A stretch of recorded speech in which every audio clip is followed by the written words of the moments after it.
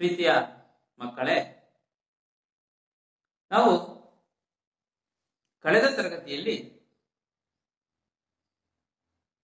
8ನೇ ತರಗತಿಯ ಸಮಾಜ ವಿಜ್ಞಾನ ವಿಷಯದ 6ನೇ ಅಧ್ಯಾಯ, ಇತಿಹಾಸ ವಿಭಾಗದ 6ನೇ ಅಧ್ಯಾಯವಾಗಿರ್ತಕ್ಕಂತಹ ಜೈನ ಮತ್ತು ಬೌದ್ಧ ಧರ್ಮಗಳ ಉದಯ ಅನ್ನೋ ಒಂದು ಅಧ್ಯಾಯದಲ್ಲಿ ಈಗಾಗಲೇ ಅನೇಕ ವಿಷಯಗಳ ಬಗ್ಗೆ ಚರ್ಚೆಯನ್ನ ಮಾಡಿದ್ದೇವೆ. ಅದರಲ್ಲಿ ಪ್ರಮುಖವಾಗಿ ಜೈನ ಮತ್ತು ಬೌದ್ಧ ಧರ್ಮಗಳ ಉದಯಕ್ಕೆ ಕಾರಣವಾಗಿರುವ ಅಂಶಗಳು ಯಾವ್ಯಾವು ಅನ್ನೋದು. ಹಾಗೇನೆ ಜೈನ ಧರ್ಮ, ಈ ಜೈನ ಧರ್ಮಕ್ಕೆ ಬಂದ್ರೆ ಜೈನ ಧರ್ಮದ ಮೊದಲ ತೀರ್ಥಂಕರ ವೃಷಭ, ಹಾಗೇನೆ 23ನೇ ತೀರ್ಥಂಕರ ಯಾರು? ಪಾರ್ಶ್ವನಾಥ. ಪಾರ್ಶ್ವನಾಥರವರು ಬೋಧಿಸಿರ್ತಕ್ಕಂತಹ ತತ್ವಗಳು ಯಾವ್ಯಾವು? ತದನಂತರ 24ನೇ ತೀರ್ಥಂಕರಾಗಿರ್ತಕ್ಕಂತಹ ವರ್ಧಮಾನ ಮಹಾವೀರರ ಬಗ್ಗೆ ತಿಳ್ಕೊಂಡಿದ್ದೀವಿ. ಅವರು ಬೋಧಿಸಿರ್ತಕ್ಕಂತಹ ಪಂಚ ಪ್ರತಿಜ್ಞೆಗಳು ಮತ್ತು ತ್ರಿರತ್ನಗಳು, ಇವುಗಳ ಬಗ್ಗೆ ಸಂಪೂರ್ಣವಾಗಿರ್ತಕ್ಕಂಥ ವಿಷಯವನ್ನ ನಾವು ತಿಳ್ಕೊಂಡು ಅದರಲ್ಲಿ ಆಗಿರ್ತಕ್ಕಂಥ ಪಂಗಡಗಳು ಯಾವುವು? ಶ್ವೇತಾಂಬರರು ಮತ್ತೆ ದಿಗಂಬರರು. ಶ್ವೇತಾಂಬರರು ಮತ್ತು ದಿಗಂಬರರು ಅವರ ಬಗ್ಗೆ ತಿಳ್ಕೊಂಡಿದ್ವಿ. ಯಾರನ್ನ ಶ್ವೇತಾಂಬರರು ಅಂತ ಕರಿತೀವಿ, ಯಾರನ್ನ ದಿಗಂಬರರು ಅಂತ ಹೇಳಿ ಕರಿತೀವಿ ಅನ್ನೋ ವಿಚಾರವನ್ನ ತಿಳ್ಕೊಂಡಿದ್ವಿ. ರೈಟ್. ಈಗ ನಾವು ಈ ಒಂದು ಮತ ಪ್ರವರ್ತನ ಆಗ್ತಕ್ಕಂಥ ಕಾಲಘಟ್ಟದಲ್ಲಿ ಮತ್ತೊಂದು ಧರ್ಮ ಹುಟ್ಟಿಕೊಂಡಿರ್ತಕ್ಕಂಥದ್ದು, ಅದು ಯಾವ್ದಪ್ಪ ಅಂತ ಹೇಳಿದ್ರೆ ಬೌದ್ಧ ಧರ್ಮ. ಯಾವುದು? ಬೌದ್ಧ ಧರ್ಮ. ಈ ಬೌದ್ಧ ಧರ್ಮದ ವಿಚಾರಕ್ಕೆ ಬಂದ್ರೆ ಇವತ್ತು ನಾವು ಬೌದ್ಧ ಧರ್ಮ, ಅದರ ಸ್ಥಾಪಕ, ಅದರ ಬೋಧನೆಗಳೇನು, ಅವುಗಳ ತತ್ವ ಆಚರಣೆಗಳೇನು ಅನ್ನೋ ವಿಚಾರದ ಬಗ್ಗೆ ತಿಳ್ಕೊಳ್ಳೋಣ. ಮೊದಲನೇದಾಗಿ ನಾವು ಬೌದ್ಧ ಧರ್ಮದ ಸ್ಥಾಪನೆಯ ಬಗ್ಗೆ ಮತ್ತೆ ಆ ಸ್ಥಾಪಕರ ಜೀವನದ ಬಗ್ಗೆ ಬಂದ್ರೆ, ಗೌತಮ ಬುದ್ಧ ಬೌದ್ಧ ಧರ್ಮದ ಸ್ಥಾಪಕರು ಯಾರಪ್ಪ ಅಂತ ಹೇಳಿದ್ರೆ ಯಾರು? ಗೌತಮ ಬುದ್ಧ. ಗೌತಮ ಬುದ್ಧ ಅವರ ಮೂಲ ಹೆಸರು ಸಿದ್ಧಾರ್ಥ. ಈಗಾಗಲೇ ಓದಿದಿರಿ, ತಿಳ್ಕೊಂಡಿದ್ದೀರಿ ಅನ್ಕೊಂಡಿದ್ದೀನಿ. ಮೂಲ ಹೆಸರೇನು? ಸಿದ್ಧಾರ್ಥ. ತಂದೆ ಶುದ್ಧೋಧನ. ತಂದೆ ಶಾಕ್ಯ ಗಣರಾಜ್ಯದ ರಾಜ ಶುದ್ಧೋಧನ. ಯಾರ ತಂದೆ? ಸಿದ್ಧಾರ್ಥನ ತಂದೆ ಶಾಕ್ಯ ಗಣರಾಜ್ಯದ ರಾಜ ಶುದ್ಧೋಧನ. ತಾಯಿ ಹಾಗೇನೆ ಅವ್ರಿಗೊಬ್ಬ ಮಗ ಇದ್ದ, ಅವರ ಹೆಸರು ರಾಹುಲ. ರಾಹುಲ ಎನ್ನುವ ಮಗನೂ ಸಹ ಇದ್ದ. ಇಷ್ಟೆಲ್ಲ ಇದ್ರು ಹುಟ್ಟಿನಿಂದ ಮದುವೆಯಾಗಿ ಮಗು ಆಗೋವರೆಗೂ ಸಹ ಸಿದ್ಧಾರ್ಥ ಏನಿದ್ದ ತುಂಬಾ ಆಡಂಬರದ ಜೀವನವನ್ನ, ರಾಜನ ಮಗ ಎಲ್ಲ ರೀತಿಯ ಸುಖ ಭೋಗ ಜೀವನವನ್ನ ಅವರು ಕಳೀತಾ ಇದ್ರು. ಅಂತಹ ಜೀವನ ಅವ್ರಿಗೆ ಸಿಕ್ಕಿತ್ತು. ಇಂತಹ ಸಂದರ್ಭದಲ್ಲಿ ಹೋಗಿ ಹೆಂಗೆ ಅಂದ್ರೆ, ನಾವು ಬಹಳ ಸರಿ ಓದಿದೀವಿ, ಬಹಳ ಕಡೆ ಓದಿದೀವಿ. ಏನಂತ ಹೇಳಿದ್ರೆ, ಬುದ್ಧನ ಆರಂಭಿಕ ಜೀವನ ತುಂಬಾ ಭೋಗ ಜೀವನದಿಂದ ಕೂಡಿತ್ತು. ಮಳೆಗಾಲಕ್ಕೆ ಒಂದು ಅರಮನೆ, ಚಳಿಗಾಲಕ್ಕೆ ಒಂದು ಅರಮನೆ, ಬೇಸಿಗೆಗೆ ಒಂದು ಅರಮನೆ, ಈ ರೀತಿಯ ಅರಮನೆಗಳಲ್ಲಿ ಅವರು ಇದ್ರು. ಇಂತಹ ಸಂದರ್ಭದಲ್ಲಿ ಪ್ರಪಂಚವನ್ನ ನೋಡುವ ಬಯಕೆ ಆಗುತ್ತೆ ಅವರು. ಹಿಂಗೆ ವಿಹಾರಕ್ಕಾಗಿ ತನ್ನ ಸಾರಥಿಯೊಂದಿಗೆ ಹೊರಟಂತಹ ಸಿದ್ಧಾರ್ಥ ಪ್ರಮುಖವಾಗಿ ಕೆಲವೊಂದು ಘಟನೆಗಳು, ಒಬ್ಬ ವೃದ್ಧನನ್ನ ನೋಡ್ತಾರೆ, ಒಬ್ಬ ಸನ್ಯಾಸಿಯನ್ನ ನೋಡ್ತಾರೆ, ಒಂದು ಶವವನ್ನ ನೋಡ್ತಾರೆ, ಒಬ್ಬ ರೋಗಿಯನ್ನ ನೋಡ್ತಾರೆ. ಹಿಂಗೆ ಪ್ರಮುಖವಾಗಿ 4 ಘಟನೆಗಳಿದ್ದಾವೆ.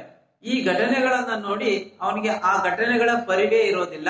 ಆ ಸಂದರ್ಭದಲ್ಲಿ ಅವ್ರಿಗೆ ಗೊತ್ತಾಗುತ್ತೆ, ಹೌದು, ಮನುಷ್ಯನ ಹುಟ್ಟಿದ ನಂತರ ಎಲ್ಲ ಅಂಶಗಳನ್ನ, ಎಲ್ಲ ರೀತಿಯ ಹಂತಗಳನ್ನ ದಾಟಬೇಕಾಗುತ್ತೆ.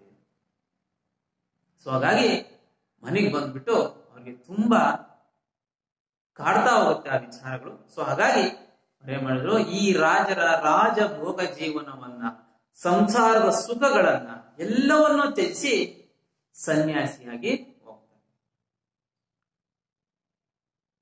ಬುದ್ಧ ಸಿದ್ಧಾರ್ಥ ಬುದ್ಧನಾದ ಬಗೆ.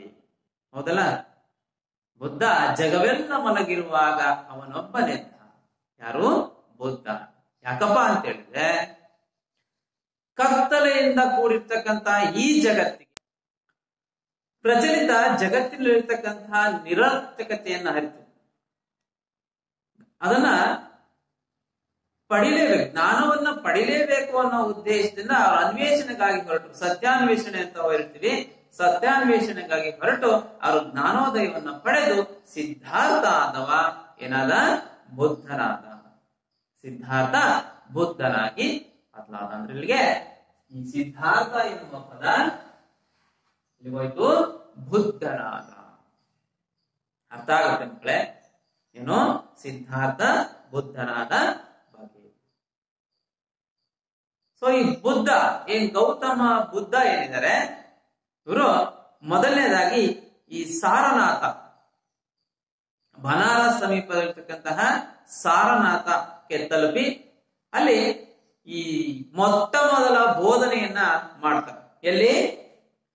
ಜಿಂಕೆ ವನದಲ್ಲಿ ಮೊಟ್ಟ ಮೊದಲ ಬಾರಿಗೆ ಬೋಧನೆಯನ್ನ, ತಮ್ಮ ತತ್ವಗಳ ಬೋಧನೆಯನ್ನ ಮಾಡ್ತಾರೆ. ಯಾರು? ಗೌತಮ ಬುದ್ಧ. ಇದನ್ನೇ ಇತಿಹಾಸದಲ್ಲಿ ಧರ್ಮಚಕ್ರ ಪ್ರವರ್ತನ ಎಂಬುದಾಗಿ ಕರೆಯಲಾಗುತ್ತದೆ. ಗೌತಮ ಬುದ್ಧರು ಬೋಧಿಸಿದ ಮೊಟ್ಟ ಮೊದಲ ಬೋಧನೆಯನ್ನ ಏನಂತ ಕರಿತೀವಿ? ಧರ್ಮಚಕ್ರ ಪ್ರವರ್ತನ ಅಂತ ಕರಿತೀವಿ. ಎಲ್ಲಿ ಬೋಧಿಸಿದ್ದು? ಜಿಂಕೆ ವನದಲ್ಲಿ ಮೊಟ್ಟ ಮೊದಲ ಬೋಧನೆಯನ್ನ ಕೈಗೊಳ್ತಾರೆ. ಅದನ್ನ ಧರ್ಮಚಕ್ರ ಪ್ರವರ್ತನ ಎಂಬುದಾಗಿ ಕರೆಯಲಾಗುತ್ತೆ. ಅರ್ಥ ಆಗುತ್ತೆ? ಹೀಗೆ ಸಿದ್ಧಾರ್ಥ ಗೌತಮ ಬುದ್ಧನಾಗಿ ಬದಲಾಗಿ ತನ್ನ ತತ್ವಗಳನ್ನ ಬೋಧನೆಯನ್ನ ಮಾಡ್ತಾ ಹೋದ. ಅಲ್ಲಿಗೆ ಬೌದ್ಧ ಧರ್ಮದ ಉದಯ ಅನ್ನೋದು ಹುಟ್ಟುಕೊಳ್ತು. ರೈಟ್.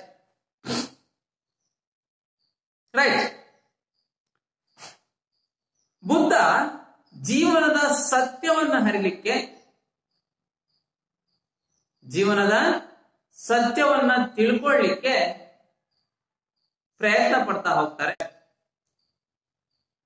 ಜಿಂಕೆ ವನದಲ್ಲಿ ತತ್ವಗಳನ್ನ ಬೋಧಿಸಿದ್ರು ಅಂತ ಹೇಳಿದ್ವಿ. ಈ ಬೋಧನೆ ಅಂದ್ರೆ ಏನನ್ನ ಬೋಧಿಸಿದ್ರು? ಪ್ರಮುಖವಾಗಿ ಆರ್ಯ ಸತ್ಯಗಳು ಮತ್ತು ಅಷ್ಟಾಂಗಿಕ ಮಾರ್ಗಗಳನ್ನ ಬೋಧಿಸ್ತಾರೆ. ಇವೇ ತತ್ವಗಳು ಬೌದ್ಧ ಧರ್ಮದ ಬೋಧನೆಗಳಾಗ್ತವೆ. ಹಾಗಾದ್ರೆ ಬುದ್ಧ ತಿಳಿಸಿದಂತಹ ಪ್ರಮುಖವಾಗಿರ್ತಕ್ಕಂತಹ ಈ ಆರ್ಯ ಸತ್ಯಗಳು ಯಾವ್ಯಾವು ಮತ್ತು ಅಷ್ಟಾಂಗಿಕ ಮಾರ್ಗಗಳು ಯಾವ್ಯಾವು ಅನ್ನೋದನ್ನ ನೋಡ್ತಾ ಹೋದ್ರೆ, ಮೊದಲನೇದಾಗಿ ನೋಡಿ ಕಾಣಿಸ್ತಾ ಇದೆ, ಬುದ್ಧನು ಬೋಧಿಸಿದ ಆರ್ಯ ಸತ್ಯಗಳು ಯಾವ? ಮೊದಲನೇದು, ಜಗತ್ತು ದುಃಖಮಯವಾಗಿದೆ. ಅಂದ್ರೆ ಇಡೀ ಜಗತ್ತು ದುಃಖದಿಂದ ಕೂಡಿದೆ. ಜೀವನವು ದುಃಖಮಯ. ಹೌದಾ? ನಾವೆಲ್ಲ ಒಪ್ಕೊಳ್ಳೇಬೇಕು. ಯಾಕೆಂತ ಹೇಳಿದ್ರೆ ಈ ಜೀವನ ಎನ್ನುವುದು ಯಾವಾಗ್ಲೂ ಸಹ ದುಃಖಮಯವಾಗಿರುತ್ತೆ. ಹೌದು, ಕೆಲವೊಂದ್ಸರಿ ಖುಷಿ ಸಿಗುತ್ತೆ, ಕೆಲವೊಂದ್ಸರಿ ದುಃಖ ಸಿಗುತ್ತೆ. ಸೊ ಈ ದುಃಖಕ್ಕೆ ಕಾರಣ ಏನು? ರೈಟ್. ಬುದ್ಧ ಹೇಳಿದ್ದು, ಆ ದುಃಖಕ್ಕೆ ದುಃಖ ಆಗಿದೆ ಎಂದು ತಿಳ್ಕೊಂಡಿದ್ದಷ್ಟೇ ಅಲ್ಲ, ಈ ಜೀವನವು ದುಃಖಮಯ. ಆದರೆ ಅದು ಕಾರಣ ಏನು? ವೆರಿ ಗುಡ್, ಆಸೆ. ಆಸೆಯೇ ದುಃಖದ ಮೂಲ. ಆಸೆಯೇ ದುಃಖದ ಮೂಲ ಅಂತೇಳಿ ಬುದ್ಧ ತಿಳಿಸ್ತಾ ಹೋಗ್ತಾರೆ. ಹೌದಲ್ಲ? ನಾವೆಲ್ಲ ಒಪ್ಕೊಳ್ಬೇಕು. ಈ ಆಸೆ ಅನ್ನುವುದು ನಮ್ಮ ಜೀವನದಲ್ಲಿ ಬಹಳಷ್ಟು ದುಃಖವನ್ನ ತಂದುಕೊಡುತ್ತೆ. ಹೇಗಪ್ಪ ಅಂತ ಹೇಳಿದ್ರೆ, ಯಾವುದೋ ಒಂದು ವಸ್ತುವಿನ ಬಗ್ಗೆ ನಮ್ಗೆ ವ್ಯಾಮೋಹ ಇರುತ್ತೆ, ಆಸೆ ಇರುತ್ತೆ. ಅಕಸ್ಮಾತ್ ಆಗಿ ಆ ಆಸೆ ಅನ್ನೋದು ಈಡೇರದೆ ಹೋದರೆ ನಮ್ಗೆ ಅತಿಯಾದ ದುಃಖವಾಗುತ್ತೆ. ಹಾಗಾಗಿ ಮನುಷ್ಯ ಏನ್ ಮಾಡ್ಬೇಕು? ಆಸೆ ಪಡಬಾರದು. ಹಾಗಾದ್ರೆ ಈ ದುಃಖದ ನಿವಾರಣೆಗೆ ಏನ್ ಮಾಡ್ಬೇಕು ಅಂತ ಮೂರನೇದು ಹೇಳ್ತಾ ಹೋಗಿದ್ದಾರೆ. ಏನು? ಆಸೆಯ ವಿಮುಕ್ತಿಯಿಂದ ಮಾತ್ರ ನೆಮ್ಮದಿಯ ಬದುಕು ಸಾಧ್ಯ. ಆಸೆಯ ವಿಮುಕ್ತಿಯಿಂದ ಮಾತ್ರ ಮಾನವನಿಗೆ ನೆಮ್ಮದಿಯ ಬದುಕು ಸಾಧ್ಯ ಎಂಬುದಾಗಿ ಬುದ್ಧ ತಿಳಿಸ್ತಾ ಹೋಗ್ತಾರೆ. ಬುದ್ಧ ಮೂರನೇ ಅಂಶ ಆಸೆ ಏನು, ದುಃಖದ ನಿವಾರಣೆಗೆ ಏನ್ ಮಾಡ್ಬೇಕು? ಮೊದಲು ದುಃಖ ಆಗಿದೆ ಅಂತ ಕಂಡ್ಕೊಂಡ್ರು. ಎರಡನೇದಾಗಿ ದುಃಖಕ್ಕೆ ಕಾರಣ ಏನು? ಆಸೆ. ಹಾಗಾದ್ರೆ ಆ ದುಃಖದ ನಿವಾರಣೆ ಏನ್ ಮಾಡ್ಬೇಕು? ಆಸೆಯನ್ನು ಮುಕ್ತ ಮಾಡ್ಬೇಕು, ವಿಮುಕ್ತಿ ಮಾಡ್ಬೇಕು. ನಮ್ಮ ಜೀವನದಿಂದ ಆಸೆಯನ್ನ ತ್ಯಜಿಸಬೇಕು. ತ್ಯಜಿಸಿದಾಗ ಮಾತ್ರ ನಮಗೆ ಆಸೆ, ತ್ಯಜಿಸಿದಾಗ ನಮಗೇನಾಗುತ್ತೆ? ದುಃಖ ಇಲ್ಲದಾಗುತ್ತೆ. ರೈಟ್. ನಾಲ್ಕನೇ, ಆಸೆ ವಿಮುಕ್ತಿಗಾಗಿ ಬೋಧಿಸಿದ ಮಾರ್ಗಗಳೇ ಅಷ್ಟಾಂಗಿಕ ಮಾರ್ಗಗಳು. ಹೌದಪ್ಪ, ನನಗೆ ಆಸೆ ಇರಬಾರ್ದು, ಹೆಂಗ ಆಸೆ ಬಿಡ್ಬೇಕು? ನಾನು ಆಸೆಯನ್ನ ಮುಕ್ತಗೊಳಿಸುವುದು ಹೇಗೆ, ನನ್ನಿಂದ ಆಸೆಯನ್ನ ತೆಗೆಯುವುದು ಹೇಗೆ ಅನ್ನೋದನ್ನ ತಿಳಿಸ್ತಾ ಹೋಗ್ತಾರೆ. ಅದಕ್ಕೆ ಕೆಲವೊಂದು ಮಾರ್ಗಗಳನ್ನು ಅನುಸರಿಸಿ ನಿಮಗೆ ದುಃಖ ಇರುವುದಿಲ್ಲ ಅನ್ನೋ ವಿಚಾರವನ್ನ ಬುದ್ಧ ತಿಳಿಸ್ತಾ ಹೋಗ್ತಾರೆ. ಆ ಮಾರ್ಗಗಳೇ ಅಷ್ಟಾಂಗಿಕ ಮಾರ್ಗಗಳು. ರೈಟ್. ಆ ಅಷ್ಟಾಂಗಿಕ ಮಾರ್ಗಗಳು ಯಾವುವು? ಮೊದಲನೇದು ಒಳ್ಳೆಯ ನಡತೆ. ಒಳ್ಳೆಯ ನಡತೆ, ಮಾತು, ಒಳ್ಳೆಯ ಮಾತು, ನೋಟ, ಒಳ್ಳೆಯ ನೋಟ ಅಥವಾ ದೃಷ್ಟಿ. ನಾಲ್ಕನೇದು ಬದುಕು, ಒಳ್ಳೆಯ ರೀತಿಯಲ್ಲಿ ಬದುಕಬೇಕು. ಐದನೇದು ಪ್ರಯತ್ನ, ಒಳ್ಳೆಯ ಪ್ರಯತ್ನವಿರಬೇಕು. ಒಳ್ಳೆಯ ನೆನಪುಗಳನ್ನ ಇಟ್ಕೊಂಡಿರ್ಬೇಕು. ನೆಕ್ಸ್ಟ್ ಏಳನೇದು ಒಳ್ಳೆಯ ನಿರ್ಧಾರಗಳನ್ನ ತೆಗೆದುಕೊಳ್ಳಬೇಕು. ಕೊನೆಯದಾಗಿ ಒಳ್ಳೆಯ ಚಿಂತನೆಯನ್ನ ಮಾಡಬೇಕು. ಚಿಂತನೆ ಉತ್ತಮವಾಗಿರಬೇಕು. ಒಂದೊಂದಾಗಿ ನೋಡ್ತಾ ಹೋದ್ರೆ ಮೊದಲನೇದಿದೆ ಒಳ್ಳೆಯ ನಡತೆ. ಒಳ್ಳೆಯ ನಡತೆಯನ್ನ ಇಟ್ಕೊಂಡಿರ್ಬೇಕು ನಾವು. ಸಚ್ಚಾರಿತ್ರ್ಯ, ಸನ್ನಡತೆ, ಸನ್ನಡತೆ, ಒಳ್ಳೆಯ ನಡತೆಯನ್ನು ಇಟ್ಕೊಂಡಿರ್ಬೇಕು. ನಮ್ಮ ನಡವಳಿಕೆಗಳು ಉತ್ತಮವಾಗಿರ್ಬೇಕು. ಬೇರೆಯವರಿಗೆ ನಾವು ಮಾದರಿಯಾಗಿರ್ಬೇಕು ಅನ್ನೋ ಒಂದು ವ್ಯಕ್ತಿತ್ವವನ್ನ ನಾವು ಬೆಳೆಸ್ಕೊಳ್ಬೇಕು. ಎರಡನೇದಾಗಿ ಒಳ್ಳೆಯ ಮಾತು. ನಮ್ಮ ಮಾತುಗಳು ಬೇರೆಯವರಿಗೆ ಹಿತವನ್ನುಂಟು ಮಾಡಬೇಕೇ ಹೊರತು ಅವರಿಗೆ ಕೋಪ ಬರಿಸುವಂತೆ, ಅವರ ಮನಸ್ಸನ್ನ ಕಲುಷಿತಗೊಳ್ಳುವಂತೆ, ಅವರ ದುಃಖವಾಗದ ರೀತಿಯಲ್ಲಿ ನಮ್ಮ ಮಾತುಗಳು ಇರಬೇಕು. ನಮ್ಮ ಮಾತುಗಳು ಅವ್ರಿಗೆ ಹಿತ ಆಗ್ಬೇಕೇ ಹೊರತು ಅವರ ಮನಸ್ಸಿಗೆ ಘಾಸಿ ಮಾಡತಕ್ಕಂತಹ ಮಾತುಗಳನ್ನ ನಾವು ಆಡಬಾರದು. ರೈಟ್. ಮೂರನೇದು ನೋಟ, ದೃಷ್ಟಿ. ನಮ್ಮ ದೃಷ್ಟಿ ಮತ್ತು ದೃಷ್ಟಿಕೋನಗಳು, ದೃಷ್ಟಿ ಮತ್ತೆ ದೃಷ್ಟಿಕೋನಗಳು ಉತ್ತಮ ರೀತಿಯಲ್ಲಿ ಇರಬೇಕು. ನಮ್ಮ ನೋಟ ಒಳ್ಳೆಯದಾಗಿರ್ಬೇಕು. ನೋಟಗಳಲ್ಲಿ ಒಳ್ಳೇದು ಕೆಟ್ಟದ್ದು ಐತೆ ಸರ್? ಎಸ್, ಒಳ್ಳೇದು ಇದೆ, ಕೆಟ್ಟದ್ದು ಇದೆ. ನಮ್ಮ ನೋಟ, ನಾವು ನೋಡುವ ರೀತಿಯಲ್ಲಿ ಒಳ್ಳೆ ರೀತಿಯ ನೋಟವಿರಬೇಕು. ನಮ್ಮ ನೋಟ ಯಾರಲ್ಲಿಯೂ ಸಹ ಕಿಂಚಿತ್ತಾದರೂ ಏನಪ್ಪಾ ಹೀಗೆ ನೋಡ್ತಾ ಇದ್ದಾರೆ, ನೋಡುವ ದೃಷ್ಟಿಕೋನದಲ್ಲಿ ನಾವು ಒಳಿತನ್ನೇ ನೋಡುವ ರೀತಿಯಲ್ಲಿ ನೋಡ್ಬೇಕು. ಪ್ರಪಂಚವನ್ನ ನೋಡುವಾಗ ನಾವು ಒಳ್ಳೆಯ ನೋಟವನ್ನ ಬೀರ್ಬೇಕಾಗುತ್ತೆ. ರೈಟ್. ಬದುಕು, ನಮ್ಮ ಬದುಕು ಹೇಗಿರ್ಬೇಕು, ನಮ್ಮ ಜೀವನ ಹೇಗಿರ್ಬೇಕು? ಉತ್ತಮವಾದ ರೀತಿಯಲ್ಲಿ ಜೀವಿಸ್ಬೇಕು. ಅದನ್ನ ಪದೇ ಪದೇ ಹೇಳೋದು ಬೇಡ. ರೈಟ್. ಉತ್ತಮವಾದ ರೀತಿಯಲ್ಲಿ ನಾವು ಜೀವಿಸ್ಬೇಕು ಅಥವಾ ಬದುಕಬೇಕು. ಪ್ರಯತ್ನಗಳು, ನಮ್ಮ ಪ್ರಯತ್ನಗಳು ಹೇಗಿರ್ಬೇಕು? ಉತ್ತಮ ಪ್ರಯತ್ನಗಳಿರಬೇಕು, ಒಳ್ಳೆಯ ಪ್ರಯತ್ನಗಳಿರಬೇಕು. ನಮ್ಮ ಕಾರ್ಯದ ಎಡೆಗೆ, ನಮ್ಮ ಗುರಿಯೆಡೆಗೆ ಸಾಗುವಾಗ ನಮ್ಮ ಪ್ರಯತ್ನ ನಿರಂತರವಾಗಿರಬೇಕು. ನಿರಂತರವಾಗಿ ನಮ್ಮ ಪ್ರಯತ್ನಗಳು ಮುಂದುವರಿತಾ ಇರಬೇಕು. ಅದು ಹೇಗಿರಬೇಕು? ಬೇರೆಯವರ ಜೀವನಕ್ಕೆ ತೊಂದರೆಯಾಗದ ರೀತಿಯಲ್ಲಿ, ನಮ್ಮ ಗುರಿಯನ್ನು ಸಾಧಿಸುವ ನಿಟ್ಟಿನಲ್ಲಿ ಯಾವುದೇ ಅಡ್ಡದಾರಿಗಳಿಡಿಯದೆ ಉತ್ತಮವಾದ ರೀತಿಯಲ್ಲಿ ಪ್ರಯತ್ನವನ್ನ ಮಾಡಬೇಕು ಅಂತೇಳಿ ಬುದ್ಧ ಹೇಳ್ತಾರೆ. ನೆನಪು, ನಮ್ಮ ನೆನಪುಗಳು, ಮೆಮೊರೀಸ್ ಅಂತ ಕರಿತೀವಲ್ಲ. ರೈಟ್. ನಮ್ಮ ನೆನಪುಗಳು ಹೇಗಿರ್ಬೇಕಪ್ಪ? ನಮ್ಮ ನೆನಪುಗಳು ಹೇಗಿರಬೇಕು ಅಂದ್ರೆ ಒಳ್ಳೆಯವೇ ಆಗಿರ್ಬೇಕು. ಕೆಟ್ಟದ್ದನ್ನ ಮರಿಬೇಕು, ಒಳ್ಳೆಯದನ್ನ ನೆನಪಲ್ಲಿ ಇಟ್ಕೊಳ್ಬೇಕು. ಸದಾ ಖುಷಿಯಾಗಿರ್ಬೇಕು, ದುಃಖದಿಂದ ಮುಕ್ತಿಯನ್ನ ಪಡಿಬೇಕು. ರೈಟ್. ನಿರ್ಧಾರ, ನಮ್ಮ ನಿರ್ಧಾರಗಳು ಉತ್ತಮವಾದ ರೀತಿಯ ನಿರ್ಧಾರಗಳಾಗಬೇಕು. ನಮ್ಮ ನಿರ್ಧಾರಗಳಿಂದ ಯಾವುದೇ ರೀತಿಯ ತೊಂದರೆಗಳು ಆಗಬಾರದು. ಚಿಂತನೆ, ಕೊನೆಯದಾಗಿ ನಮ್ಮ ಚಿಂತನೆ, ಆಲೋಚನೆಗಳೇನಿದಾವೆ ಇವು ಉತ್ತಮವಾದ ಆಲೋಚನೆಗಳಾಗಿರ್ಬೇಕು. ಚಿಂತನೆಗಳು ಉತ್ತಮವಾಗಿರ್ಬೇಕು. ಆ ಮೂಲಕ ನಾವು ಮಾಡುವ ಕಾರ್ಯದಲ್ಲಿ ಒಳಿತೆ ಮಾಡುವಂತೆ ಆಗಿರ್ಬೇಕು. ಸೊ ಇವು ಅಷ್ಟಾಂಗಿಕ ಮಾರ್ಗಗಳು. ಒಂದ್ಸಗೆ ಬುದ್ಧನು ಬೋಧಿಸಿರ್ತಕ್ಕಂತಹ ಚತುರ್ ಆರ್ಯ ಸತ್ಯಗಳು, 4 ಆರ್ಯ ಸತ್ಯಗಳಿದಾವೆ. ಜಗತ್ತು ದುಃಖಮಯವಾಗಿದೆ, ಜಗತ್ತು ದುಃಖಮಯವಾಗಿದೆ. ಎರಡನೇದು, ಮೊದಲನೇದು ಯಾವುದು? ಜಗತ್ತು ದುಃಖಮಯವಾಗಿದೆ. ಎರಡನೇದು, ಆಸೆಯೇ ದುಃಖಕ್ಕೆ ಮೂಲ ಕಾರಣ, ಆಸೆಯೇ ದುಃಖಕ್ಕೆ ಮೂಲ ಕಾರಣ. ಮೂರನೇದು, ಆಸೆಯ ವಿಮುಕ್ತಿಗಾಗಿ, ಆಸೆಯ ವಿಮುಕ್ತಿಯನ್ನ ಪಡೆದು, ಅಂದ್ರೆ ಆಸೆಯಿಂದ ನಾವು ವಿಮುಕ್ತಿಯನ್ನ ಪಡೆದ್ರೆ ದುಃಖವು ನಿವಾರಣೆ ಆಗುತ್ತೆ, ನಮಗೆ ನೆಮ್ಮದಿಯ ಬದುಕು ಸಾಧ್ಯ ಆಗುತ್ತೆ. ಕೊನೆಯದಾಗಿ ಆಸೆಯ ವಿಮುಕ್ತಿಗಾಗಿ ಬುದ್ಧ ಅಷ್ಟಾಂಗಿಕ ಮಾರ್ಗಗಳನ್ನ ಬೋಧಿಸಿದ್ದಾರೆ. ಇವು 4 ಆರ್ಯ ಸತ್ಯಗಳು. ಹಾಗೆ ಆ ಒಂದು ಅಷ್ಟಾಂಗಿಕ ಮಾರ್ಗಗಳು ಯಾವಪ್ಪ ಅಂತ ಹೇಳಿದ್ರೆ, ಒಳ್ಳೆಯ ನಡತೆ, ಒಳ್ಳೆಯ ಮಾತು, ಒಳ್ಳೆಯ ನೋಟ ಅಥವಾ ದೃಷ್ಟಿ, ಒಳ್ಳೆಯ ಬದುಕು, ಒಳ್ಳೆಯ ಪ್ರಯತ್ನ, ಒಳ್ಳೆಯ ನೆನಪು, ಒಳ್ಳೆಯ ನಿರ್ಧಾರ ಹಾಗೂ ಚಿಂತನೆಗಳು ಎಲ್ಲವೂ ಸಹ ಉತ್ತಮವಾಗಿರಬೇಕು ಅಂತೇಳಿ ಹೇಳ್ತಾ ಹೋಗ್ತಾರೆ.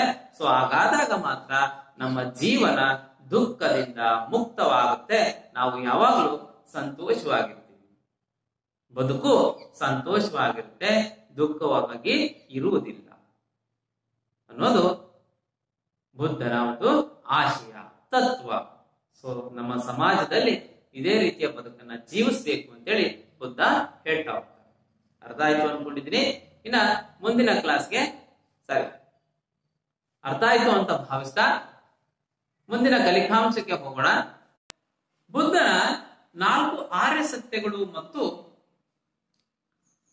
ಅಷ್ಟಾಂಗಿಕ ಮಾರ್ಗಗಳ ವಿಷಯವನ್ನು ತಿಳಿದ ನಂತರ ನಾವು ಅವರ ಧರ್ಮದ ಅನುಯಾಯಿಗಳು ಎನ್ನುವ ವಿಚಾರಕ್ಕೆ ಬಂದ್ರೆ, ಧರ್ಮದ ಅನುಯಾಯಿಗಳು.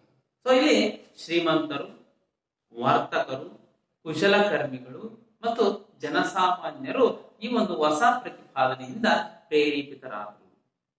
ಶ್ರೀಮಂತ ವರ್ಗ ಆಗಿರ್ಬೋದು, ವರ್ತಕ ವರ್ಗ ಆಗಿರ್ಬೋದು, ಹಾಗೆ ಜನಸಾಮಾನ್ಯರಾಗಿರ್ಬೋದು, ಕುಶಲಕರ್ಮಿಗಳಾಗಿರ್ಬೋದು, ಇವರೆಲ್ಲರೂ ಸಹ ಬೌದ್ಧ ಧರ್ಮದ ಬೋಧನೆಯ ಕಡೆಗೆ ತಮ್ಮ ಗಮನವನ್ನು ಹರಿಸಿದ್ರು, ಅದನ್ನೇ ಪ್ರೇರೇಪಿತರಾದರು. ಇದಾದ್ಮೇಲೆ ಇವರು ಏನು ಜನಸಾಮಾನ್ಯರ ಭಾಷೆ ಅಂತ ಕರಿತೀವಿ, ಪ್ರಾಕೃತ ಭಾಷೆ, ಈ ಪ್ರಾಕೃತ ಭಾಷೆಯ ಮೂಲಕ ತಮ್ಮ ಬೋಧನೆಗಳನ್ನ ಬುದ್ಧ ಮತ್ತು ಅವನ ಅನುಯಾಯಿಗಳು ಏನ್ ಮಾಡಿದ್ರು? ಪ್ರಚಾರ ಮಾಡ್ತಾ ಹೋದ್ರು. ಅಂದ್ರೆ ಬೌದ್ಧ ಧರ್ಮದ ಬೋಧನೆಗಳನ್ನ ಜನರಿಗೆ ತಿಳಿಸ್ತಾ ಹೋದ್ರು. ಹಾಗಾಗಿ ಜನಸಾಮಾನ್ಯರಿಗೆ ಬಹುಬೇಗವಾಗಿ ಇವರ ಬೋಧನೆಗಳು ಅರ್ಥ ಆಗತೊಡಗಿದ್ವು. ಅರ್ಥ ಆದ ನಂತರ ಇವರ ಆಕರ್ಷಿತರಾಗಿ ಬೌದ್ಧ ಧರ್ಮವನ್ನ ಸ್ವೀಕಾರ ಮಾಡ್ತಾ ಹೋದ್ರು. ಇದರಲ್ಲೇನು ನಾವು ವೈದಿಕ ಧರ್ಮದಲ್ಲಿರ್ತಕ್ಕಂತಹ ಚಾತುರ್ವರ್ಣಗಳೇನಿದ್ವು, ಆ ಚಾತುರ್ವರ್ಣದ ಎಲ್ಲ ಜನಾಂಗಗಳು ಸಹ ಈ ಒಂದು ಬೌದ್ಧ ಧರ್ಮವನ್ನ ಸ್ವೀಕಾರ ಮಾಡ್ತಾ ಹೋದ್ವು ಅಂತೇಳಿ ಓದ್ತಾ ಹೋಗ್ತೀವಿ. ರೈಟ್. ಇನ್ನು ಇಲ್ಲಿ ಸ್ಥಳೀಯ ಸಂಪ್ರದಾಯಗಳೊಂದಿಗೆ ಈ ಬೋಧನೆಗಳನ್ನ ಅಳವಡಿಸ್ತಾ ಬುದ್ಧ ತನ್ನ ತತ್ವಗಳನ್ನ ಬೋಧನೆ ಮಾಡ್ತಾ ಹೋದ್ರು. ಹಾಗಾಗಿ ಹೆಚ್ಚು ಪ್ರಚಾರವನ್ನ ಹೊಂದಿ ಎಲ್ಲರೂ ಸಹ ಬೌದ್ಧ ಧರ್ಮದ ಕಡೆಗೆ ಆಕರ್ಷಿತರಾಗ್ಲಿಕ್ಕೆ ಇದು ಸಹ ಕಾರಣ ಆಯ್ತು. ರೈಟ್. ಇನ್ನ ಎಲ್ಲೆಲ್ಲಿ ಬೋಧನೆ ಮಾಡಿದ್ರು? ಕೋಸಲ, ಮಗಧ, ಗಂಗಾ ನದಿಯ ಬಯಲು, ಇನ್ನು ಮುಂತಾದ ಕಡೆಗಳಲ್ಲಿ ಇವರು ತಮ್ಮ ಬೋಧನೆಗಳನ್ನ ಮಾಡ್ತಾ ಹೋಗ್ತಾರೆ. ಈ ಹೊಸ ಮತಗಳು ಏನಿದ್ದಾವೆ, ಸಮಾಜದಲ್ಲಿ ಬೆಳೀತಕ್ಕಂತಹ ಬದಲಾದ ಪರಿಸ್ಥಿತಿಗಳಲ್ಲಿ ಜನ ಹೆಚ್ಚಾಗಿ ಹೊಂದ್ಕೊಳ್ತಾ ಹೋಗ್ತಾರೆ. ಸೊ ಹಾಗಾಗಿ ಎಲ್ಲ ಪ್ರದೇಶಗಳ ಕಡೆಗೆ ಈ ಒಂದು ಮತ ಹಬ್ಬತಾ ಹೋಗುತ್ತೆ. ಪ್ರಮುಖವಾಗಿ ಕೋಸಲ, ಮಗಧ ಮತ್ತು ಗಂಗಾ ನದಿಯ ಬಯಲಿನಲ್ಲಿ ಈ ಬೋಧನೆಗಳನ್ನ ಪ್ರಚಾರ ಮಾಡ್ತಾ ಹೋಗ್ತಾರೆ. ಇವರು ಒಂದು ಸ್ಥಳದಿಂದ ಮತ್ತೊಂದು ಸ್ಥಳಕ್ಕೆ ಹೇಗೆ ಹೋಗ್ತಿತ್ತಪ್ಪ ಅಂತ ಹೇಳಿದ್ರೆ ಕಾಲ್ನಡಿಗೆಯಲ್ಲಿ ಪ್ರಯಾಣವನ್ನ ಬೆಳೆಸ್ತಾ ಇದ್ರು. ಕಾಲ್ನಡಿಗೆಯಲ್ಲಿಯೇ ಪ್ರಯಾಣವನ್ನ ಬೆಳೆಸ್ತಾ ಇದ್ರು. ಹೀಗಾಗಿ ಅವರು ಜನಸಾಮಾನ್ಯರ ಒಟ್ಟಿಗೆ ಇದ್ರು. ಆ ಜನಸಾಮಾನ್ಯರ ಒಟ್ಟಿಗೆ ಇರೋದ್ರಿಂದ ಕಾಲ್ನಡಿಗೆಯಲ್ಲಿ ಒಂದು ಕಡೆಯಿಂದ ಮತ್ತೊಂದು ಕಡೆಗೆ ಪ್ರಯಾಣವನ್ನು ಬೆಳೆಸೋದ್ರಿಂದ ಜನ ಅವರ ಹತ್ರದಲ್ಲೇ ಸಿಗ್ತಾ ಇದ್ರು, ಆತ್ಮೀಯವಾಗಿ ಮಾತಾಡಿಸ್ತಾ ಇದ್ರು, ತಮ್ಮ ತತ್ವಗಳನ್ನ ಬೋಧನೆ ಮಾಡ್ತಾ ಇದ್ರು. ಹೆಚ್ಚು ಜನ ಇರ್ತಕ್ಕಂಥ ಪ್ರದೇಶಗಳಿಗೆ ಹೋಗ್ಬಿಟ್ಟು ಅಲ್ಲಿ ತಮ್ಮ ತತ್ವಗಳನ್ನ ಬೋಧಿಸ್ತಾ ಇದ್ರು. ಹಾಗಾಗಿ ಹೆಚ್ಚಿನದಾಗಿ ಪ್ರಚಾರವನ್ನ ಪಡ್ಕೊಳ್ತು ಯಾವುದು ಈ ಒಂದು ಬೌದ್ಧ ಧರ್ಮ. ಇಲ್ಲಿ ಬುದ್ಧ ಹೀಗೆ ತಮ್ಮ ತತ್ವವನ್ನ ಪ್ರಸಾರ ಮಾಡ್ತಾ ಮಾಡ್ತಾ ಮಾಡ್ತಾ ಹೋಗ್ಬಿಟ್ಟು ತಮ್ಮ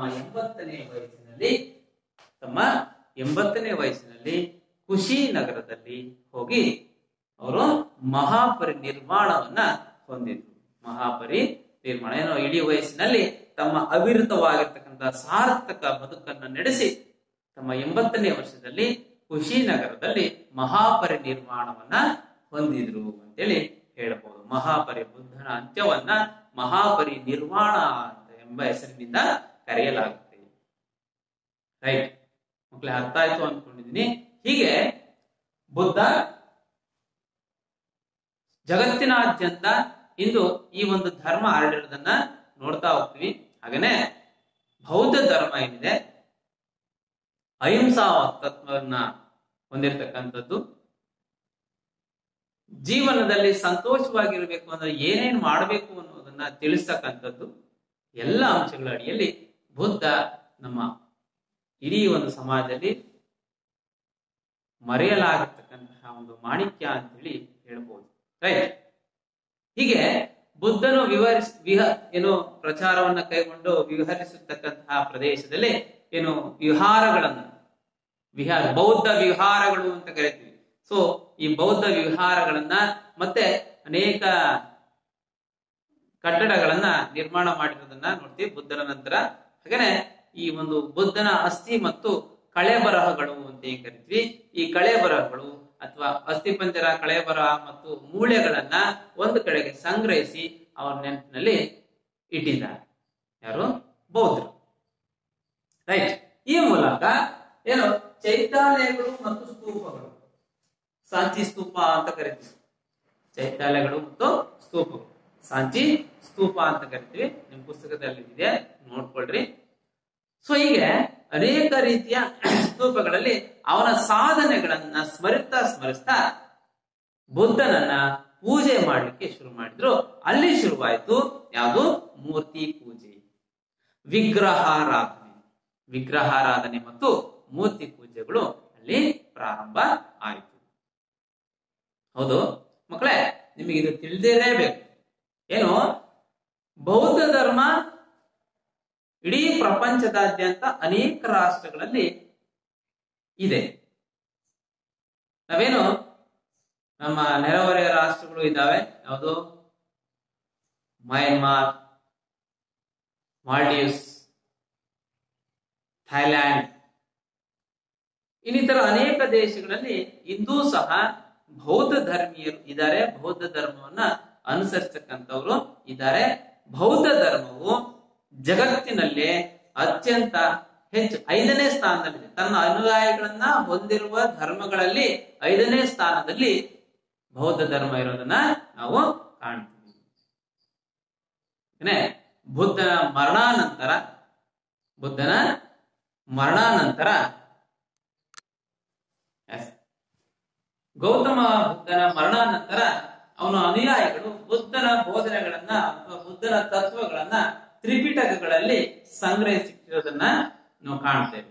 ಸೊ ಆ ತ್ರಿಪಿಟಕಗಳು ಯಾವ್ಯಾವಪ್ಪ? ತ್ರಿಪಿಟಕಗಳು ಯಾವುದು? ಮೊದಲನೇದು ವಿನಯ ಪಿಟಕ, ಎರಡನೇ ಸುತ್ತ ಪಿಟಕ, ಮೂರನೇದು ಅಭಿಧಮ್ಮ ಪಿಟಕ. ಪಿಟಕಗಳು 3 ಪಿಟಕಗಳು ಯಾವಪ್ಪ ಅಂತ ಹೇಳಿ ತ್ರಿಪಿಟಕಗಳು ವಿನಯ ಪಿಟಕ, ಸುತ್ತ ಪಿಟಕ ಮತ್ತು ಅಭಿಧಮ್ಮ ಪಿಟಕ. ಈ 3 ತ್ರಿಪಿಟಕಗಳಲ್ಲಿ ಬುದ್ಧನ ತತ್ವಗಳನ್ನ ಶೇಖರಣೆ ಮಾಡಿ ಅಥವಾ ಅವನ ಬೋಧನೆಗಳನ್ನ ಅದರಲ್ಲಿ ಬರೆದಿಟ್ಟಿರ್ತಕ್ಕಂಥದ್ದನ್ನ ಸಂಗ್ರಹಿಸಿಟ್ಟಿರ್ತಕ್ಕಂಥದ್ದನ್ನ ನಾವು ನೋಡ್ತಾ ಹೋಗ್ತೀವಿ. ಕಾಲಕ್ರಮೇಣ ಬೌದ್ಧ ಧರ್ಮದಲ್ಲೂ ಸಹ ಅನೇಕ ಭಿನ್ನಾಭಿಪ್ರಾಯಗಳು ಹುಟ್ಟುಕೊಳ್ತವೆ. ಸೊ ಆದ ಕಾರಣದಿಂದಾಗಿ ಬೌದ್ಧ ಧರ್ಮವು 3 ಪಂಗಡಗಳಾಗಿ ಹೊಡೆದೋಗುತ್ತೆ. ಆ ಮೂರು ಪಂಗಡಗಳು ಯಾವಪ್ಪ ಅಂತಂದ್ರೆ ಹೀನಯಾನ, ಮಹಾಯಾನ ಮತ್ತು ವಜ್ರಯಾನ. ಹೀನಯಾನ, ಮಹಾಯಾನ ಮತ್ತು ವಜ್ರಯಾನ. ಮಕ್ಕಳೇ, ಇದನ್ನು ಬರೆದಿಟ್ಕೊಳ್ಬೇಕು. ಬೌದ್ಧ ಧರ್ಮದ ಪಂಗಡಗಳು ಯಾವುವು? ಯಾವ್ಯಾವು? ಹೀನಯಾನ, ಮಹಾಯಾನ ಮತ್ತು ವಜ್ರಯಾನ. ಇವು ಮೂರುಗಳದ್ದು ಸಹ ವೈಯಕ್ತಿಕವಾಗಿ ಬೇರೆ ಬೇರೆ ವಿಚಾರಧಾರೆಗಳು, ಅಂದ್ರೆ ಬುದ್ಧನ ಬೋಧನೆಗಳನ್ನ ಅರ್ಥ ಮಾಡಿಕೊಂಡು ಅಳವಡಿಸಿಕೊಳ್ಳುವಲ್ಲಿ ಅನೇಕ ರೀತಿಯ ಬದಲಾವಣೆಗಳನ್ನ ಆ ಒಂದು ಪಂಗಡಗಳಲ್ಲಿ ನಾವು ಕಾಣಬಹುದು. ಸೊ ಅದನ್ನ ವಿವರಣೆ ಮಾಡ್ತಾ ಹೋದ್ರೆ ಬಹಳಷ್ಟು ವಿಚಾರಗಳನ್ನ ನಾವು ತಿಳ್ಕೊಳ್ಬಹುದು. ಮುಂದಿನ ದಿನಗಳಲ್ಲಿ ಅದನ್ನು ತಿಳ್ಕೊಳ್ಳೋಣ ಅಂತ ಹೇಳ್ತಾ, ಇಲ್ಲಿ ಇಂದು ಬುದ್ಧನನ್ನ ಅನೇಕ ವಿಚಾರಗಳಲ್ಲಿ ನಾವು ನೆನಪು ಮಾಡ್ಕೊಳ್ಬೇಕು. ಜಗತ್ತಿನಾದ್ಯಂತ ಅನೇಕ ಸಂಘಟನೆಗಳು ಈ ಬುದ್ಧನನ್ನ ಅರಸ್ತಕ್ಕಂತಹ ಅಥವಾ ಅವರ ಹಾದಿಯನ್ನ ಹುಡುಕಿಕೊಂಡು ಹೊರಟಿರ್ತಕ್ಕಂತಹ ಅನೇಕ ಸಂಘ ಸಂಸ್ಥೆಗಳನ್ನ ನಾವು ಈ ದಿನಗಳಲ್ಲಿ ಕಾಣ್ತಾ ಇದ್ದೀವಿ. ಅಂದ್ರೆ ಬುದ್ಧನ ಅನುಯಾಯಿಗಳು. ಪ್ರಸ್ತುತ ಸಮಾಜ ಅಶಾಂತಿಯಿಂದ ಕೂಡಿದೆ, ಹಿಂಸೆಯಿಂದ ಕೂಡಿದೆ. ಹಾಗಾಗಿ ಈ ಒಂದು ಆಸೆಯಿಂದ ಕೂಡಿದೆ. ಆ ಆಸೆಗಳನ್ನ ತೊರೆಯಬೇಕು, ಆಸೆಯಿಂದ ವಿಮುಕ್ತರಾಗಬೇಕು ಅನ್ನೋ ನಿಟ್ಟಿನಲ್ಲಿ ಅನೇಕ ಸಂಘಟನೆಗಳು ಬೌದ್ಧ ಧರ್ಮವನ್ನ ಅಥವಾ ಬುದ್ಧನ ತತ್ವಗಳನ್ನ ಅರಸುತ್ತಾ ಸಾಗಿರ್ತಕ್ಕಂಥದ್ದನ್ನ ನೋಡ್ತಾ ಹೋಗ್ತೀವಿ. ಇಷ್ಟು ಬೌದ್ಧ ಧರ್ಮ.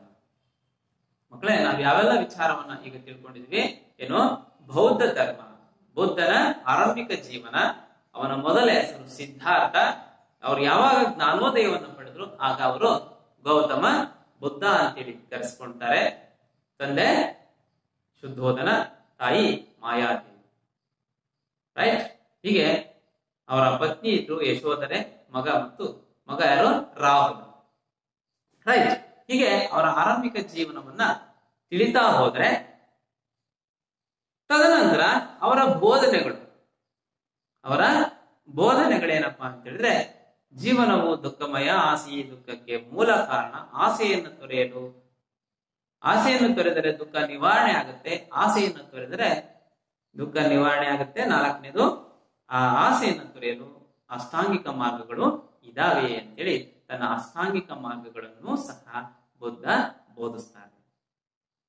ಇದಾದ್ಮೇಲೆ ಅವನ ಅನುಯಾಯಿಗಳು ಮತ್ತು ಅವರು ಬೋಧನೆಗಳನ್ನ ಅನೇಕ ಪ್ರದೇಶದ ಕಡೆಗೆ ಹಂಚೋದಿಕ್ಕೆ ಹೊರಡ್ತಾರೆ. ಹಂಚಿಬಿಟ್ಟು ಬುದ್ಧ ತನ್ನ 80ನೇ ಇಳಿ ವಯಸ್ಸಿನಲ್ಲಿ ಮಹಾಪರಿನಿರ್ವಾಣವನ್ನ ಕುಶಿನಗರದಲ್ಲಿ ಹೊಂದುತ್ತಾರೆ. ಇದಾದ್ಮೇಲೆ ಬುದ್ಧನ ಅನುಯಾಯಿಗಳು ಅವರ ಕಳೆ ಬರಹಗಳನ್ನ, ಅಸ್ಥಿ ಪಂಜರ ಮತ್ತು ಕಳೆ ಬರಹಗಳು ಮತ್ತು ಅವರ ಮೂಳೆಗಳನ್ನ ಈ ಚೈತ್ಯಾಲಯಗಳು ಮತ್ತೆ ಸ್ತೂಪಗಳ ಅಡಿಯಲ್ಲಿ ಇಟ್ಟುಬಿಟ್ಟು ಪೂಜೆ ಮಾಡ್ಲಿಕ್ಕೆ ಶುರು ಮಾಡ್ತಾರೆ. ಅಲ್ಲಿಂದ ಮೂರ್ತಿ ಪೂಜೆ ಪ್ರಾರಂಭ ಆಗುತ್ತೆ. ಇನ್ನು ಬುದ್ಧನ ಮರಣಾನಂತರ ಅವರ ಬೋಧನೆಗಳನ್ನ ತ್ರಿಪಿಟಕಗಳಲ್ಲಿ ಸಂಗ್ರಹಿಸಿಡಲಾಗಿದೆ. ಆ 3 ಪಿಟಕಗಳು ಯಾವಪ್ಪ ಅಂದ್ರೆ ವಿನಯ ಪಿಟಕ, ಸುತ್ತ ಪಿಟಕ ಮತ್ತು ಅಭಿಧಮ್ಮ ಪಿಟಕ. ತದನಂತರ ಬೌದ್ಧ ಧರ್ಮದಲ್ಲಿ ಪಂಗಡಗಳು ಹುಟ್ಟುಕೊಳ್ತಾ ಭಿನ್ನಾಭಿಪ್ರಾಯದ ಕಾರಣದಿಂದಾಗಿ ಆ ಪಂಗಡಗಳು ಯಾವಪ್ಪ ಅಂದ್ರೆ ಹೀನಯಾನ, ಮಹಾಯಾನ ಮತ್ತು ವಜ್ರಯಾನ. ಹೀಗೆ ಅನೇಕ ವಿಚಾರಗಳನ್ನ ನಾವು ಈ ತರಗತಿಯಲ್ಲಿ ತಿಳ್ಕೊಂಡಿದ್ದೀವಿ. ಮೊದಲ ರೈಟ್. ಇದರ ನಂತರ ಮತ್ತೊಂದು ಕಲಿಕಾಂಶವಿದೆ, ವಿದೇಶಿಯರ ದಾಳಿ. ಇಲ್ಲಿಗೆ ಜೈನ ಧರ್ಮ, ಅದರ ಬೋಧನೆಗಳು, ಅದರ ಸ್ಥಾಪಕನ ಬಗ್ಗೆ ನಾವು ತಿಳ್ಕೊಂಡಿದ್ದೀವಿ. ತದನಂತರ ನಾವು ಮತ್ತೊಂದು ವಿಚಾರದ ಬಗ್ಗೆ ತಿಳ್ಕೊಳ್ತಾ ಹೋದ್ರೆ ಯಾವ್ದಪ್ಪ ಅಂತ ಹೇಳಿದ್ರೆ ವಿದೇಶಿಯರ ದಾಳಿ. ವಿದೇಶಿಯರ ದಾಳಿ ಅಂದ್ರೆ ಸಾಮಾನ್ಯ ಶಕಪೂರ್ವ 6ನೇ ಶತಮಾನ ಅಂತ ಏನ್ ಹೇಳಿದ್ವಿ, ಈ ಕಾಲಘಟ್ಟಗಳಲ್ಲಿ ಆಗಿರ್ತಕ್ಕಂತಹ ಒಂದು ಬೆಳವಣಿಗೆಯಲ್ಲಿ ಈ ವಿದೇಶಿಯರ ದಾಳಿಯೂ ಸಹ ಒಂದು. ಈ ಸಂದರ್ಭದಲ್ಲಿ, ಯಾವ ಸಂದರ್ಭದಲ್ಲಿ? ಈ ಜೈನ ಮತ್ತು ಬೌದ್ಧ ಧರ್ಮಗಳ ಬೆಳವಣಿಗೆಯ ಸಂದರ್ಭದಲ್ಲಿನೇ ಗ್ರೀಸ್ ಮತ್ತು ಪರ್ಷಿಯಾ, ಅದರಲ್ಲಿ ಗ್ರೀಕ್ ಮತ್ತು ಪರ್ಷಿಯಾ, ಗ್ರೀಕ್ ನಲ್ಲಿ ಹೊಸ ರಾಜ್ಯಗಳು ಅಂದ್ರೆ ಗ್ರೀಕ್ ನಗರ ರಾಜ್ಯಗಳು ವಿಕಸನ ಆಗ್ತಾ ಹೋಗ್ತವೆ.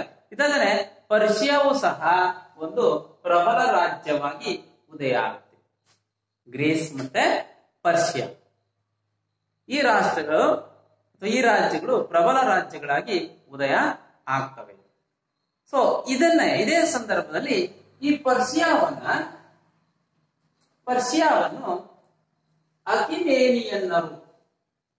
ಅಖಿಮೇನಿಯನ್ನರು ಎಂಬತಕ್ಕಂತಹ ಒಂದು ವರ್ಗ ಆಳ್ವಿಕೆಯನ್ನ ಮಾಡ್ತಾ ಅಂದ್ರೆ ಅವರ ಪ್ರಾಬಲ್ಯಕ್ಕೆ ಒಳಗಾಗಿರ್ತಕ್ಕಂಥದ್ದನ್ನ ನೋಡ್ತೀವಿ. ಅದು ಅಖಿಮೇನಿಯನ್ನರು, ಇವರು ಆಳ್ವಿಕೆಯನ್ನ ಮಾಡ್ತಾ ಇರ್ತಾರೆ. ಸಾಮಾನ್ಯ ಶಕ ಪೂರ್ವ ವರ್ಷ 6ನೇ ಶತಮಾನದವರೆಗೆ ಇಲ್ಲಿ ದೊರೆ ಡೇರಿಯಸ್, 6ನೇ ಶತಮಾನದಲ್ಲಿ ದೊರೆ ಡೇರಿಯಸ್ನು ಇಲ್ಲಿ ಒಂದು ಪ್ರಬಲವಾಗಿರ್ತಕ್ಕಂತಹ ರಾಜ್ಯವನ್ನ ನಿರ್ಮಾಣವನ್ನ ಮಾಡ್ತಾನೆ. ಪ್ರಬಲವಾದ ರಾಜ್ಯ ಯಾವುದನ್ನ? ಪರ್ಷಿಯಾವನ್ನ ಒಂದು ಪ್ರಬಲ ರಾಜ್ಯವಾಗಿ ದೊರೆ ಡೇರಿಯಸ್ನು ನಿರ್ಮಾಣವನ್ನ ಮಾಡ್ತಾನೆ. ಅಂದ್ರೆ ಇವನ ಕಾಲದಲ್ಲಿ ಅವನ ಸಾಮ್ರಾಜ್ಯವು ಭಾರತದ ಗಡಿಯವರೆಗೂ ಸಹ ಹಬ್ಬಿರುತ್ತು ಅಂತ ಹೇಳಲಾಗುತ್ತೆ. ಯಾರ ಕಾಲದಲ್ಲಿ? ಪರ್ಷಿಯಾವನ್ನು ಆಳ್ತಕ್ಕಂತಹ ಅಖಿಮೇನಿಯರ ರಾಜನಾಗಿ ದೊರೆಯಾಗಿರ್ತಕ್ಕಂತಹ ಡೇರಿಯಸ್ನ ಕಾಲಾವಧಿಯಲ್ಲಿ ಅವನು ಪ್ರಬಲ ರಾಜ್ಯವನ್ನ ಕಟ್ತಾನೆ. ಇದಲ್ಲದೆ ಭಾರತದ ಗಡಿಯವರೆಗೂ ತನ್ನ ಸಾಮ್ರಾಜ್ಯವನ್ನ ವಿಸ್ತರಿಸ್ತಾನೆ. ಯಾರು? ಡೇರಿಯಸ್. ರೈಟ್. ಇದೇ ಸಂದರ್ಭದಲ್ಲಿ ಸಾಮಾನ್ಯ ಶಕ ಪೂರ್ವ 4ನೇ ಶತಮಾನದಲ್ಲಿ ಮ್ಯಾಸಿಡೋನಿಯಾದ ದೊರೆ ಅಲೆಕ್ಸಾಂಡರ್. ಯಾರು? ಸಾಮಾನ್ಯ ಶಕ ಪೂರ್ವ 4ನೇ ಶತಮಾನ ಮ್ಯಾಸಿಡೋನಿಯಾದ ದೊರೆ ಅಲೆಕ್ಸಾಂಡರ್, ಇವನು ಅಧಿಕಾರವನ್ನ ಮಾಡ್ತಾನೆ. ಸೊ ಇದೇ ಸಂದರ್ಭದಲ್ಲಿ ಅವನು ಏನ್ ಮಾಡ್ತಾನೆ? ಗ್ರೀಕ್ ಮತ್ತು ಪರ್ಷಿಯಾ ಎರಡನ್ನೂ, ಗ್ರೀಕ್ ಮತ್ತು ಪರ್ಷಿಯಾಗಳ ಸಾಮ್ರಾಜ್ಯಗಳು ಎರಡನ್ನೂ ಸಹ ಆಕ್ರಮಣ ಮಾಡಿ ತನ್ನ ವಶವನ್ನ ಮಾಡಿಕೊಳ್ತಾನೆ. ಯಾರು? ಅಲೆಕ್ಸಾಂಡರ್. ಗೊತ್ತಾಗುತ್ತಲ್ಲ ಮಕ್ಕಳೇ? ಎಷ್ಟು ಅಲೆಕ್ಸಾಂಡರ್ ಎಂತಕ್ಕಂಥ ಒಬ್ಬ ವ್ಯಕ್ತಿ, ಒಬ್ಬ ದೊರೆ ಗ್ರೀಕ್ ಮತ್ತು ಪರ್ಷಿಯಾವನ್ನ ಸಾಮಾನ್ಯ ಶಕ ಪೂರ್ವ 4ನೇ ಶತಮಾನದಲ್ಲಿ ವಶಪಡಿಸಿಕೊಳ್ತಾನೆ. ಇವು ಎಲ್ಲಿಯ ಅರಸ? ರೈಟ್, ಮ್ಯಾಸಿಡೋನಿಯಾದ ಅರಸ ಅಲೆಕ್ಸಾಂಡರ್ ವಶಪಡಿಸಿಕೊಳ್ತಾನೆ. ಅಲ್ಲಿಗೆ ಯಾವುದು? ಗ್ರೀಕ್ ಮತ್ತು ಪರ್ಷಿಯಾ ಅಲೆಕ್ಸಾಂಡರ್ನ ವಶ ಆಯಿತು ಅಂದ್ರೆ ನಾವು ಓದಿ ಡೇರಿಯಸ್ನು ಭಾರತದ ಗಡಿಯವರೆಗೂ ಸಹ ತನ್ನ ಪರ್ಷಿಯಾ ಸಾಮ್ರಾಜ್ಯವನ್ನ ವಿಸ್ತರಿಸಿದ್ದ ಅಂತ ಹೇಳಿದ್ವಿ. ಅಲೆಕ್ಸಾಂಡರ್ ಯಾವಾಗ ಪರ್ಷಿಯಾ ಮತ್ತು ಗ್ರೀಕ್ ಅನ್ನು ವಶಪಡಿಸಿಕೊಂಡ ಆ ಸಂದರ್ಭದಲ್ಲಿ ಅಲೆಕ್ಸಾಂಡರ್ನ ಸಾಮ್ರಾಜ್ಯವೂ ಸಹ ಭಾರತದ ಗಡಿಯವರೆಗೂ ಬಂತು. ರೈಟ್. ನಂತರ ಏನ್ ಮಾಡ್ದ?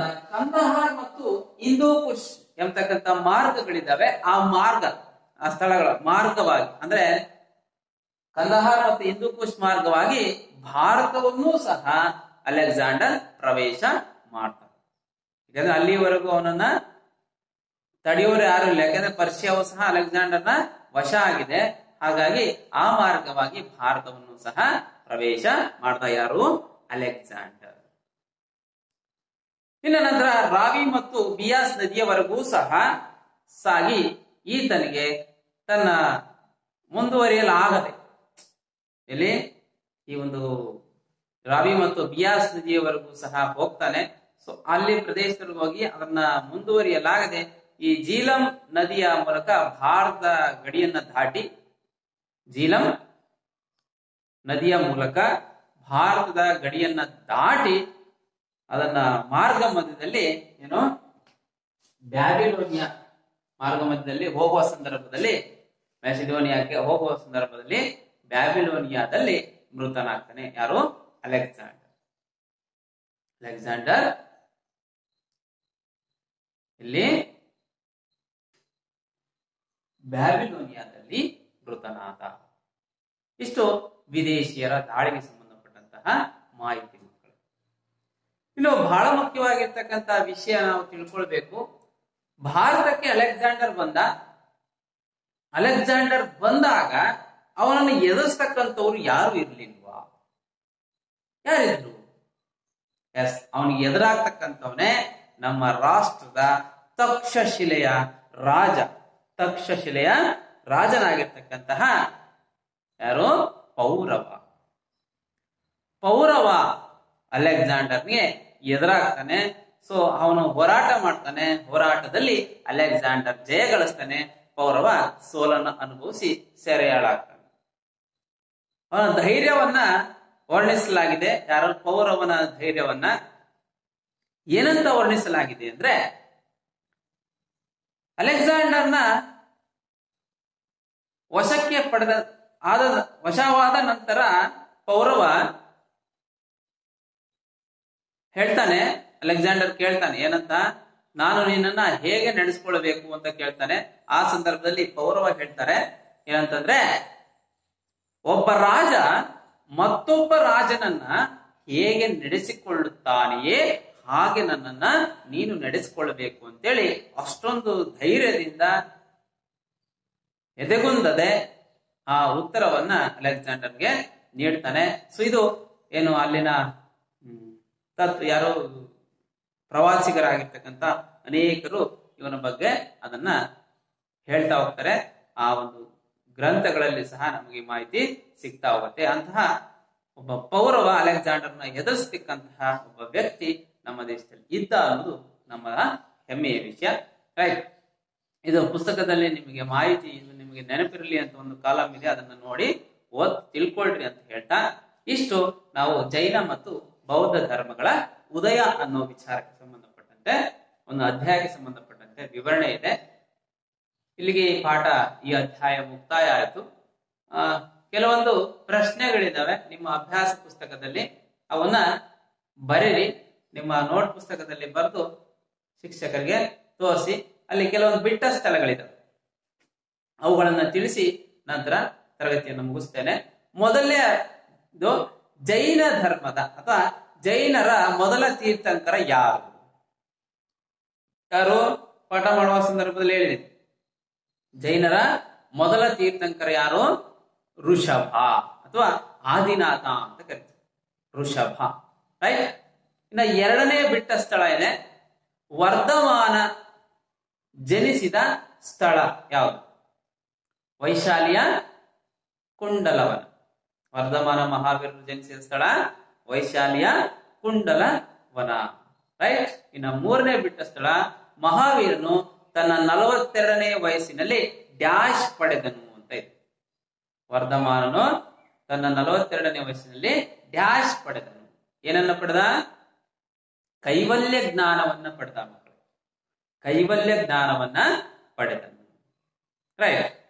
ನಾಲ್ಕನೇದು, ಮಹಾವೀರನು ತನ್ನ 72ನೇ ವಯಸ್ಸಿನಲ್ಲಿ ಡ್ಯಾಶ್ ಎಂಬಲ್ಲಿ ನಿರ್ವಾಣ ಹೊಂದಿದನು.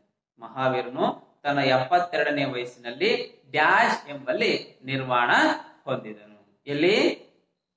ಬಿಹಾರದ ಪಾವಾಪುರಿ ಎಂಬಲ್ಲಿ ನಿರ್ವಾಣವನ್ನ ಹೊಂದಿದನು. ಐದನೇ ಪ್ರಶ್ನೆ ಏನಪ್ಪಾ ಅಂತ ಹೇಳಿದ್ರೆ, ಗೌತಮ ಬುದ್ಧನ ಮೊದಲ ಹೆಸರೇನು? ಗೌತಮ ಬುದ್ಧನ ಮೊದಲ ಹೆಸರೇನು? ಏನ್ ಹೆಸರು? ಸಿದ್ಧಾರ್ಥ. ರೈಟ್. ಸಿದ್ಧಾರ್ಥ ಎಂಬುದು ಗೌತಮ ಬುದ್ಧನ ಮೊದಲ ಹೆಸರು. ಇನ್ನು ಆರನೇ ಪ್ರಶ್ನೆ, ಬುದ್ಧನು ತನ್ನ ಮೊದಲ ಬೋಧನೆಯನ್ನ ಡ್ಯಾಶ್ ದಲ್ಲಿ ಮಾಡಿದನು? ಎಲ್ಲಿ?